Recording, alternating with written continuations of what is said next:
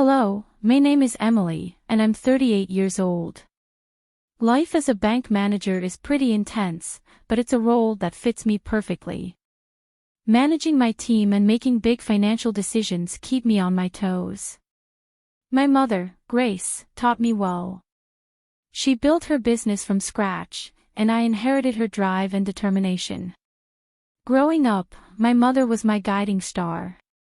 I remember her telling me, "Emily, success is about being ready for any storm." And that's what she did. She made sure I was prepared for anything. Or so I thought. My husband, Daniel, is different.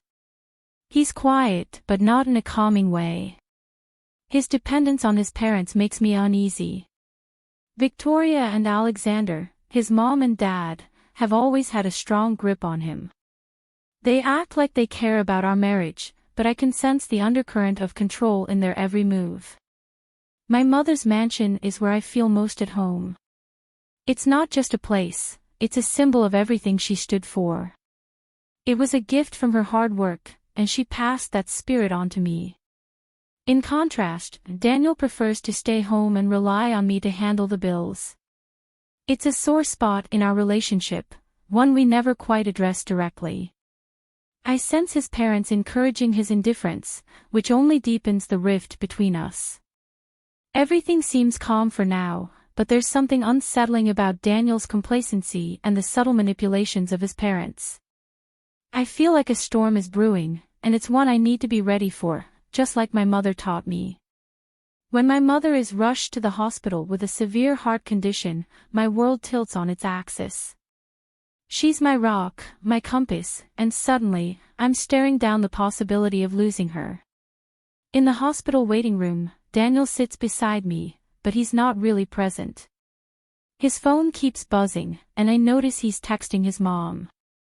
At first, I think he's keeping them updated, but the occasional smirk on his face makes me suspicious. Mom's condition doesn't improve, and we're stuck in a constant state of worry. Daniel's parents, Victoria and Alexander, visit one day, pretending to console me with their empty words. When I overhear them whispering with Daniel in the corner, I can't help but listen in. "Once your mother is out of the picture, it's all ours," Victoria says, her voice dripping with greed. "Just make sure the paperwork is ready." Daniel nods, throwing me a glance that sends a chill down my spine. I confront him later, demanding to know what he's plotting. His response is a threat: "If you don't sign the house over to my parents, I'll file for divorce and take you for everything you've got." I realize then that my marriage is nothing but a facade. Mom's health continues to decline, and the pain of losing her is compounded by the betrayal unfolding before my eyes. The storm she warned me about is here, and I'm caught in its eye. In the aftermath of Daniel's threat, I realize I can't face this alone. I reach out to my Aunt Rosie, my mother's sister and a seasoned lawyer. She's the only one I trust to help me navigate this legal maze. "Emily, I'll help you fight this," Rosie assures me, flipping through the documents I've managed to gather. She's determined and focused, just like my mother was. We start uncovering Daniel's plan bit by bit.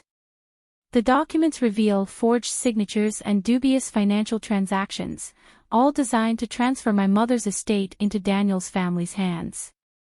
Rosie tells me this isn't just about the house, it's about exposing their fraud and protecting what's rightfully mine.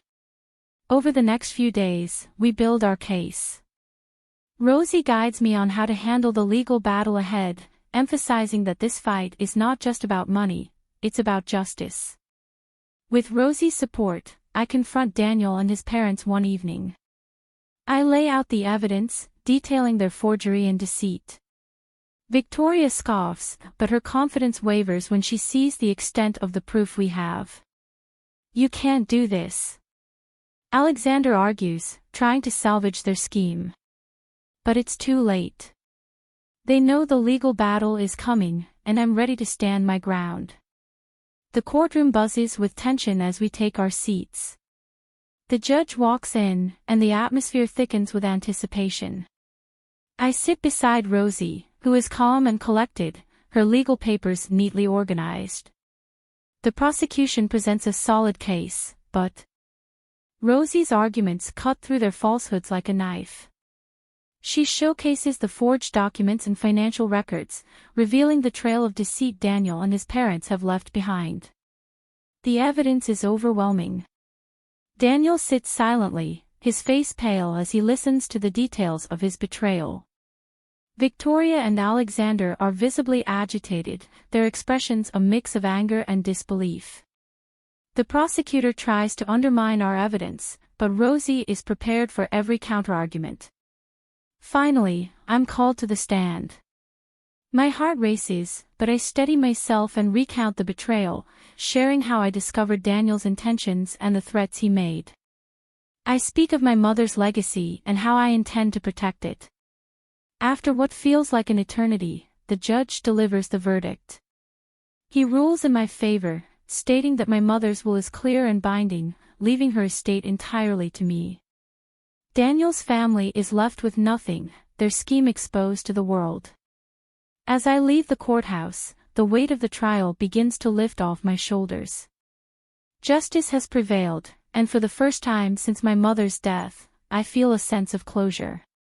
With the trial behind me, it's time to move forward. The mansion, once filled with memories of my mother, now feels more like a monument to the pain of recent events. I decide to sell it, knowing that holding on to it would only keep me tethered to the past. While packing, I stumble upon old family photographs that stir a mix of emotions. I keep a few that remind me of happier times and donate the rest.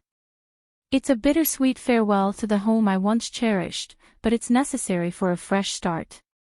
I focus on my work, channeling my energy into my career at the bank. My team and I accomplish significant goals, and with each milestone, my confidence returns. The emptiness left by Daniel's betrayal begins to fade as I regain control over my life. Friends and family, especially Rosie, offer unwavering support during this transition. She becomes my sounding board, her legal acumen now replaced with the comforting wisdom of an aunt. She reminds me that life moves forward and encourages me to rebuild my world with new people and experiences.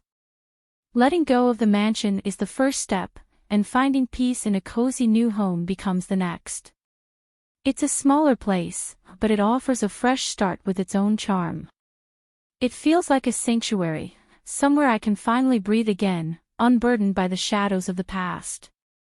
After moving into my new home, life slowly regains a sense of normalcy. Rosie introduces me to Carter, a lawyer who is gentle yet firm in his convictions. There's an instant connection, and I find myself opening up to him in ways I hadn't in a long time. We start dating, and Carter's unwavering support brings a sense of security that I'd forgotten existed. He listens intently, offering advice without judgment, and his respect for my independence gives me the space to rediscover myself. In a final act of desperation, Daniel and his parents attempt to reclaim the mansion. They file a lawsuit, claiming they were entitled to part of my mother's estate. But the court swiftly dismisses their claims, finding them guilty of fraud. They are arrested, finally facing the consequences of their actions. As the dust settles, Carter and I continue to build our life together. We marry in a small ceremony surrounded by friends and family, and I can't remember ever feeling happier. When our daughter, Lily, is born, I'm filled with hope for the future. In our new family, I'm determined to pass on the lessons my mother taught me: resilience, justice, and the importance of standing up for what's right. The storm has passed, and with Carter and Lily by my side, I look forward to brighter days ahead.